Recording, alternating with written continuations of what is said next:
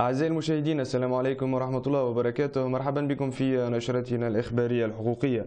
بدايتنا تكون من المملكة العربية السعودية، ونقلا عن الشبكة العربية لمعلومات حقوق الإنسان التي استنكرت استمرار أجهزة الأمن السعودي في استخدام العنف ضد المتظاهرين.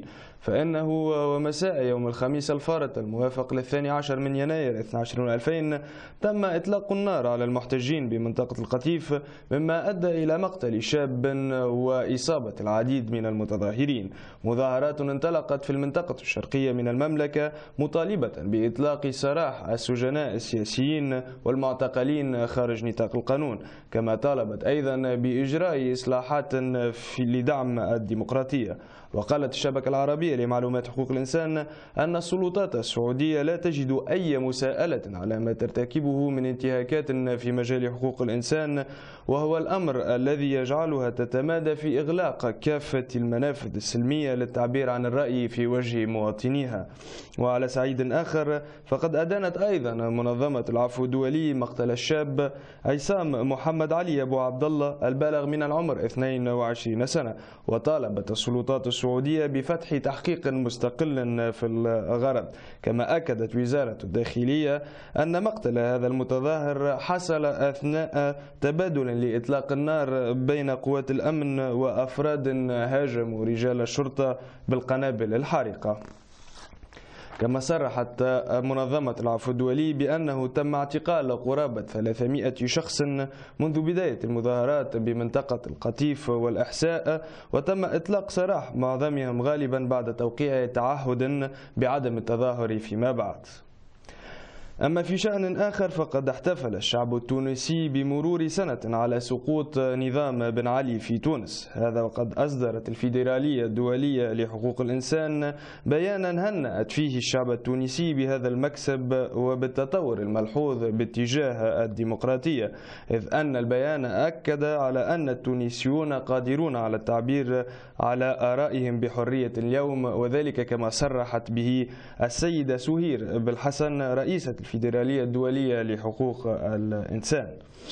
فقد أحرزت تونس تقدما كبيرا مثل العملية الانتخابية الناجحة، كما أن تونس سارعت بعد الإطاحة بنظام بن علي إلى المصادقة على الاتفاقية الدولية لحماية جميع الأشخاص من الاختفاء القسري والبروتوكول الاختياري الخاص باتفاقية مناهضة التعذيب، وهو ما يمثل خطوات جدية اتجاه بناء دولة تحترم حقوق الإنسان. كما أن الفيدرالية حذرت في الأخير من أن الطريق ما زال طويلا، وأن على التونسيين اتخاذ الحذر، إذ أن الأحداث الأخيرة من اعتداء على كلية منوبة أو ما حصل في مدينة سجنان شمال غربي البلاد يدعو إلى القلق الشديد، إذ أن ردة فعل الحكومة إزاء ذلك كانت متأخرة جدا حسب الفيدرالية. كما أن تعيين رموز من النظام السابق على رأس العديد من الأجهزة الإعلامية التونسية من دون مشاورة الهيئات المعنية يعد اعتداء صارخا على حرية التعبير والصحافة. لكن جراء التعبئة الواسعة تراجعت الحكومة التونسية عن هذه التعيينات، مما يمثل خطوة إيجابية لكنها تبقى غير كافية. كما بلغنا وحسب الشبكة العربية لمعلومات حقوق الإنسان بيان صادر في 15 من يناير 2022 يستنكر قيام السلطات السودانية بمصادرة عدد من صحيفة ألوان الذي كان من المفترض صدوره في 13 من يناير، وذلك بسبب توجهاتها المعارضة للحكومة السودانية. كما أنها ليست المرة الأولى التي يتم فيها مصادرة أعداد من مجلة ألوان، وأن السلطات السودانية أغلقت العديد من الصحف الأخرى على غرار صحيفة رأي الشعب. وقال حسني خجلي رئيس تحرير صحيفة ألوان في تصريح صحفي أنه تلقى اتصالا هاتفيا من مسؤول من قوات الأمن لإبلاغه بقرار إغلاق الصحيفة ووقف صدورها ومصادرة أصولها، وأن قوات الأمن تحتل مبنى الصحيفة.